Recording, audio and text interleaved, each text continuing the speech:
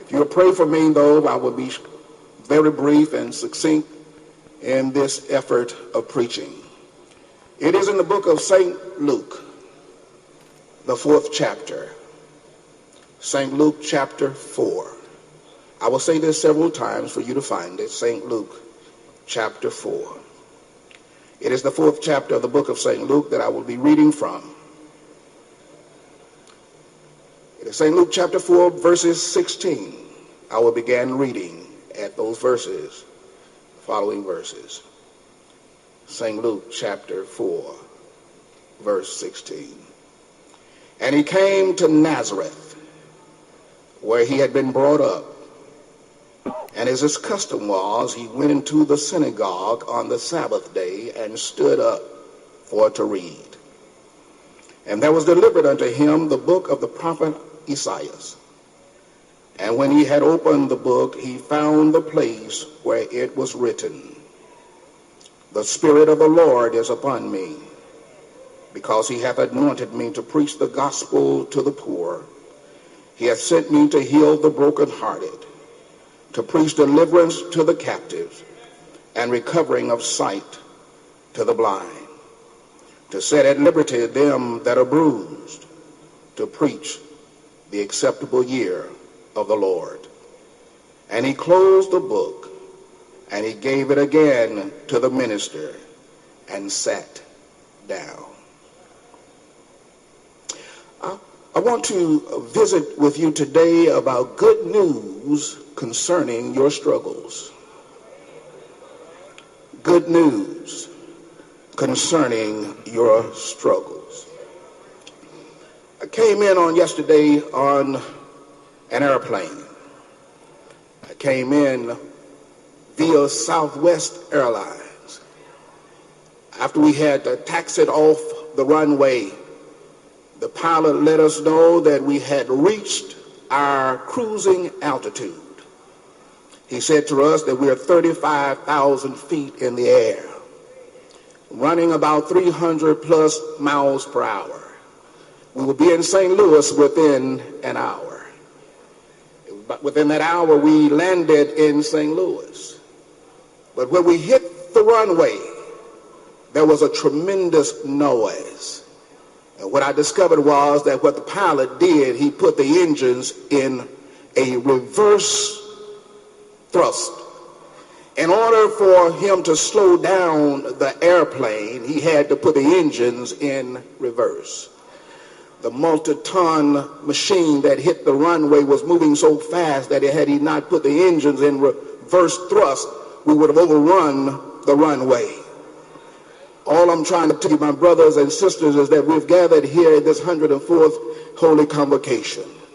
And if we're not careful, there are some things that have been set in motion that if we don't put it in reverse thrust, we're going to overrun the runway. I've come to tell you today that God has answers to our dilemmas, to our problems.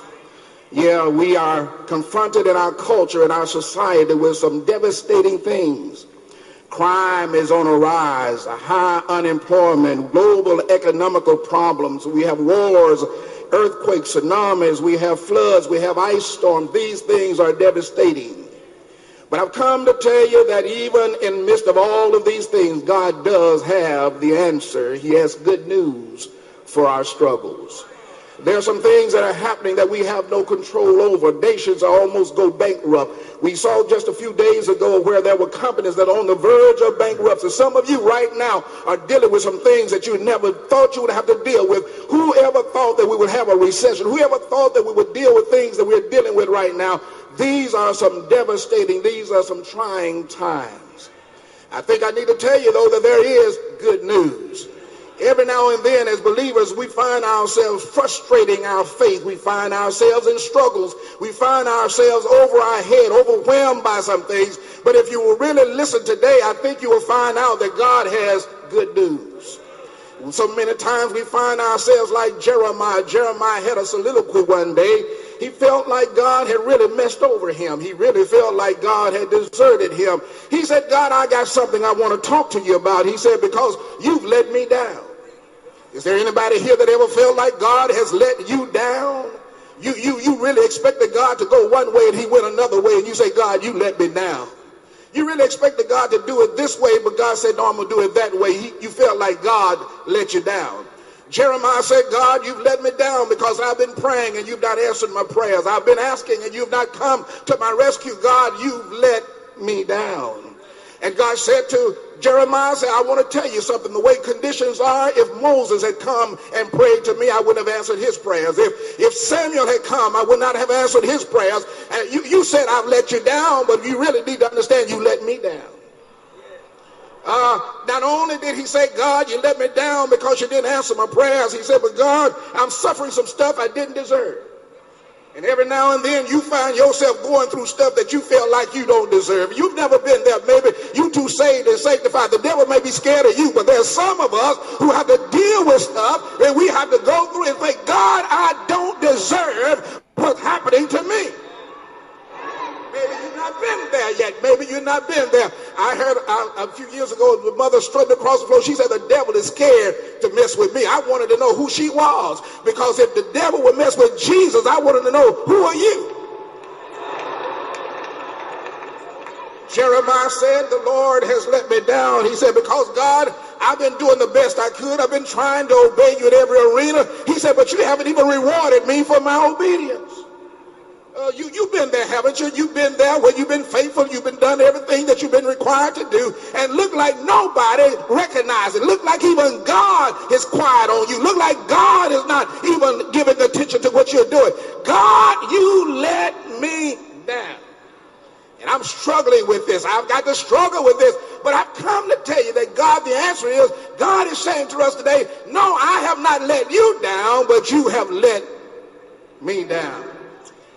There's a story that is given about a battleship. A battleship was coming on the sea, and the battleship sent a message, says on a collision course, you need to move north 15 degrees. And a reply came back and says, you need collision course, you need to move south 15 degrees. The captain of the battleship, he got irate and he got really irritated, and he decided to really usurp and flex his muscles. He says, you need to move north 15 degrees. This is a battleship.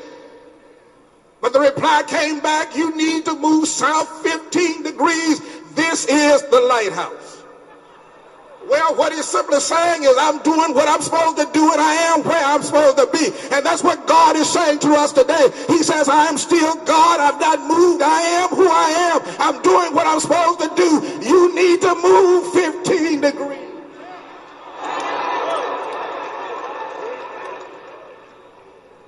So I've come to tell you your struggles. There's good news for it. Yeah, God has not let us down. God has not deserted us.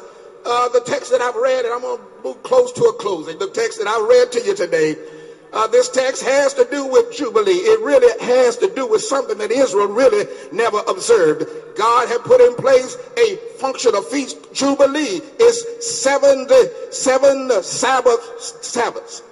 After 7 Sabbaths, there was to be a celebration. 7 Sabbath years, there was to be a celebration called Jubilee.